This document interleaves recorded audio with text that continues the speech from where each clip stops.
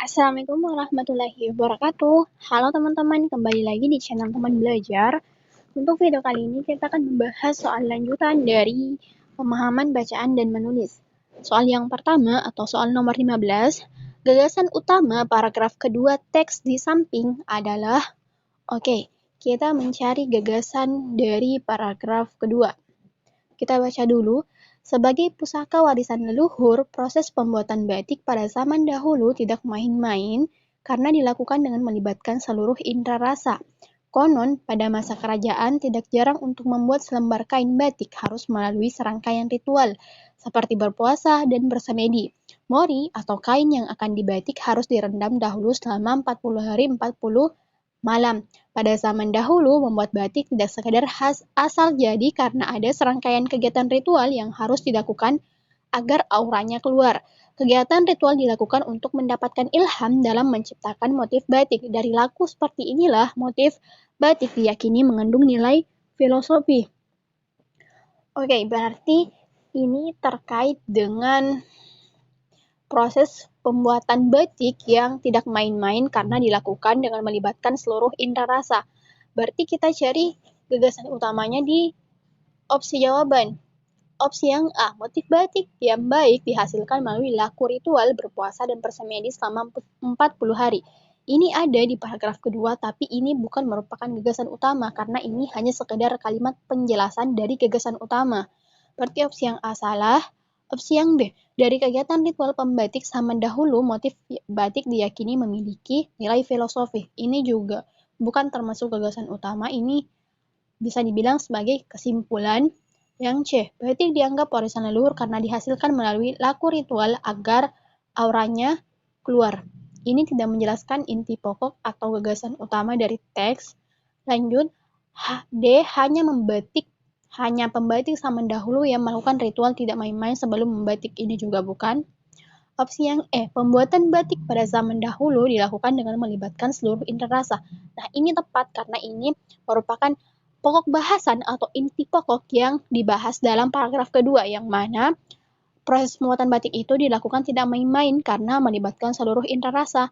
Seperti apa ya? Contohnya melalui serangkaian ritual seperti berpuasa dan bersemedi. Berarti untuk soal nomor 15, opsi yang paling tepat adalah opsi yang E. Soal selanjutnya, pertanyaan yang jawabannya terdapat dalam paragraf kedua adalah, paragraf kedua. Tadi kita sudah membacanya, jadi tidak perlu kita baca ulang. Kita langsung saja analisis opsi jawabannya. Opsi yang A, mengapa membatik menggunakan canting sebagai alat membatik? Nah, menggunakan canting. Canting ini tidak ada dijelaskan di paragraf kedua. Canting ada tapi dijelaskan di paragraf pertama. Itu pun tidak menjelaskan secara lebih rinci mengapa membatik menggunakan canting sebagai alat membatik. Berarti opsi yang A ini salah.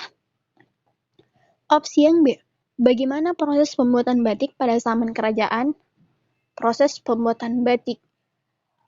Ini ada di paragraf kedua terkait dengan proses pembuatan batik yang tidak main-main. Tetapi opsi yang B ini meminta kita terkait dengan cara atau langkah-langkah dari proses pembuatan batik. Sedangkan yang dijelaskan di paragraf kedua itu hanya pemaparan dari penjelasan terkait dengan proses pembuatan batik yang tidak main-main karena dilakukan dengan melibatkan seluruh indera rasa. Nah, di paragraf kedua ini tidak ada penjelasan terkait dengan cara atau langkah-langkah dalam pembuatan batik.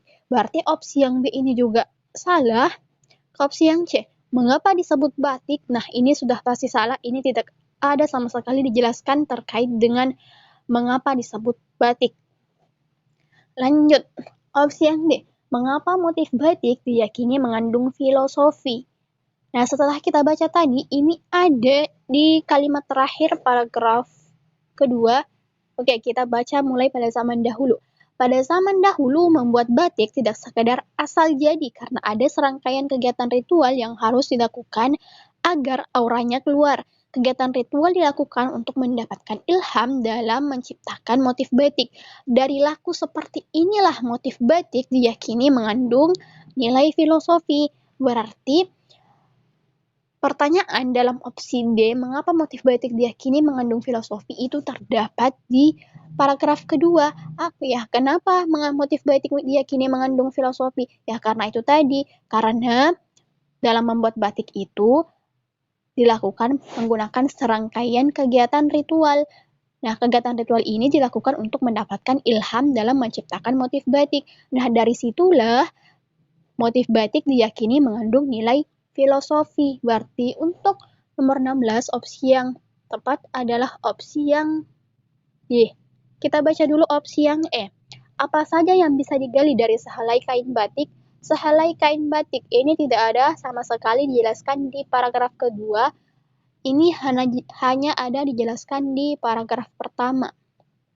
Tuh banyak jejak bisa digali dari sehelai kain batik. Ini hanya terkait banyak jejak, tapi tidak ada satupun penjelasan terkait jejak apa saja itu atau apa saja yang bisa digali dari sehelai kain batik itu. Berarti untuk nomor 16 ini opsi yang paling tepat adalah opsi yang D. Kita lanjut ke nomor soal 17. Perbedaan gagasan antar paragraf dalam teks tersebut adalah, kita tadi telah membahas terkait paragraf kedua, yang mana intinya proses pembuatan batik itu tidak main-main karena dilakukan dengan melibatkan seluruh indera rasa. Kita baca dulu di paragraf pertama. Membatik bukan sekadar menorehkan lukisan pada kain dengan menggunakan canting, alat untuk membatik yang berisi malam atau lilin. Banyak jejak bisa digali dari sehelai kain batik. Motif yang ditoreh pada selembar kain batik selalu terkandung makna yang tersembunyi di dalamnya. Berarti ini menjelaskan terkait batik secara umum. Oke. Kita cari di opsi jawaban.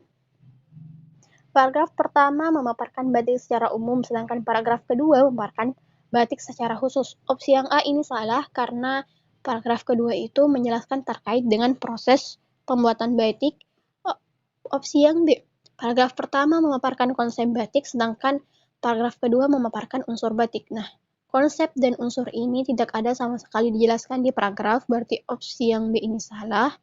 Opsi yang C, paragraf pertama memaparkan batik secara umum, sedangkan paragraf kedua memaparkan tujuan membuat batik. Nah, tujuan membuat batik ini tidak ada dijelaskan di paragraf kedua, berarti opsi yang opsi yang C ini juga salah. Ke opsi yang D, paragraf pertama memaparkan filosofi batik secara umum, sedangkan paragraf kedua memaparkan proses pembuatan batik. Oke, kemungkinan untuk soal nomor 17 ini opsi yang paling tepat adalah opsi yang D. Ya, kenapa? Karena memang paragraf pertama itu memaparkan filosofi atau penjelasan batik secara umum, yang mana ini menjelaskan bahwa batik itu bukan sekadar menorehkan lukisan pada kain dengan menggunakan canting, tetapi banyak juga jejak yang bisa digali dari sehelai kain batik.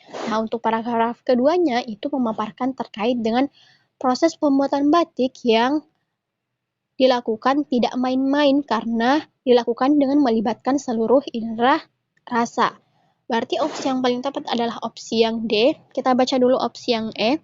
Paragraf pertama memaparkan batik secara umum, sedangkan paragraf kedua memaparkan manfaat batik. Oke, ini salah. Tidak ada manfaat batik dijelaskan di paragraf kedua. Soal selanjutnya, suntingan yang paling tepat untuk kalimat terakhir paragraf pertama di samping adalah suntingan. Suntingan itu apa sih? Suntingan artinya menulis ulang kembali sebuah kalimat dengan memperbaiki tata bahasa, kosakata, ejaan, dan sebagainya dalam kalimat tersebut. Oke, kita baca dulu kalimat terakhir paragraf pertama atau kalimat yang ingin disunting. Motif yang ditoreh pada selembar kain batik selalu terkandung makna yang tersembunyi di dalamnya. Nah, kalimat ini kurang tepat dan perlu diperbaiki. Dan kalau kita lihat di dari opsi A, B, C, D, dan E, opsi yang paling tepat untuk memperbaiki kalimat tersebut adalah opsi yang D, yaitu motif yang ditorehkan pada kain batik selalu mengandung makna tersembunyi. Nah, kenapa? Oke, kita bandingkan dulu dengan kalimat yang sebelum disunting atau kalimat yang ada di paragraf pertama. Kita baca dulu motif yang ditoreh pada selembar kain batik. Kata ditoreh ini kurang tepat. Seharusnya ditambahkan imbuhan kan di akhir katanya. Jadi kalimatnya motif yang ditorehkan. Ditorehkan itu sama artinya dengan dituliskan. Kemudian kata selembar. Kata selembar ini perlu dihilangkan. Kenapa? Karena kata kain batik ini sudah mewakili lembaran demi lembaran dari kain batik. Kemudian, selalu terkandung makna yang tersembunyi di dalamnya. Kata di dalamnya ini juga tidak perlu. Kenapa? Karena sudah ada kata terkandung yang mewakilinya. Terkandung itu kan sama artinya mengandung sebuah makna di dalamnya. Jadi, kata di dalamnya ini tidak perlu. Jika kita menambahkan kata di dalamnya, sedangkan kata terkandung sudah ada, maka itu sama saja kita boros dalam penggunaan kata. Sehingga kalimatnya menjadi tidak efektif. Karena salah satu syarat dari kalimat efektif itu menggunakan kehematan kata.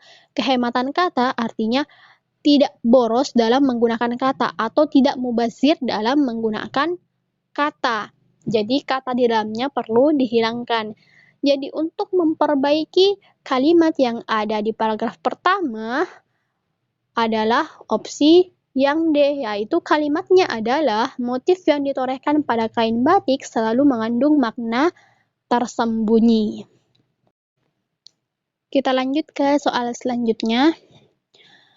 Oke, soal ini terdapat sebuah teks dan dari teks itu ada banyak kata yang dicetak tebal.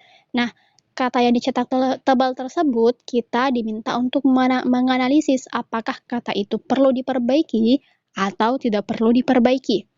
Oke, kita ke soal yang pertama dulu.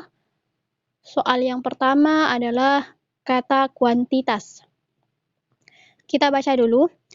Persebaran virus corona COVID-19 tampaknya semakin meluas. Mudahnya penyebaran virus sedikit banyak dipengaruhi oleh kuantitas kebiasaan hidup masyarakat Indonesia. Nah, apakah kata kuantitas ini perlu diperbaiki? Kalaupun perlu, manakah dari opsi B, C, D, dan E yang tepat untuk menggantikan katanya? Ataukah malahkah tidak perlu diperbaiki? Oke, kita analisis dulu.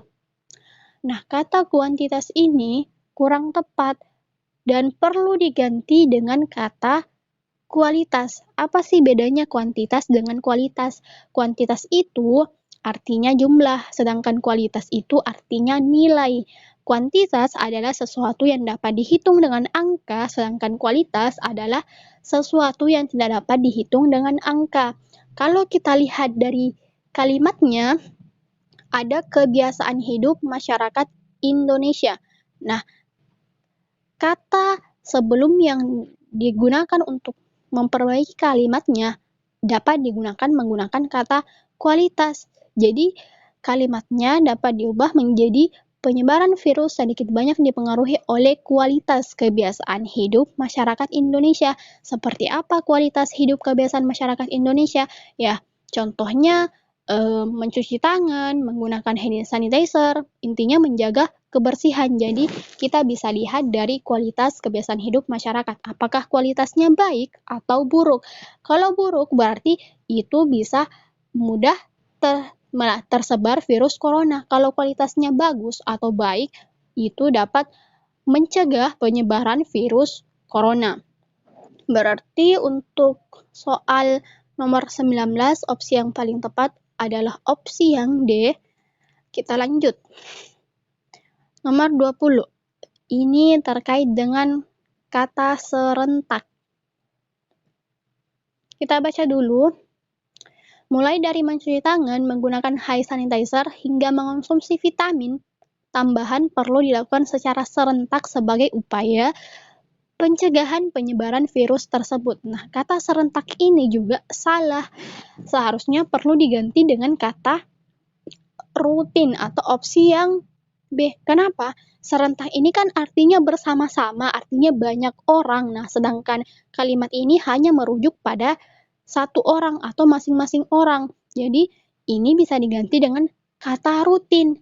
Jadi, kalimatnya diubah menjadi vitamin tambahan perlu dilakukan secara rutin. Jadi, mengonsumsi itu kita rutin, bukan serentak. Jadi, katanya kurang tepat. Kita lanjut.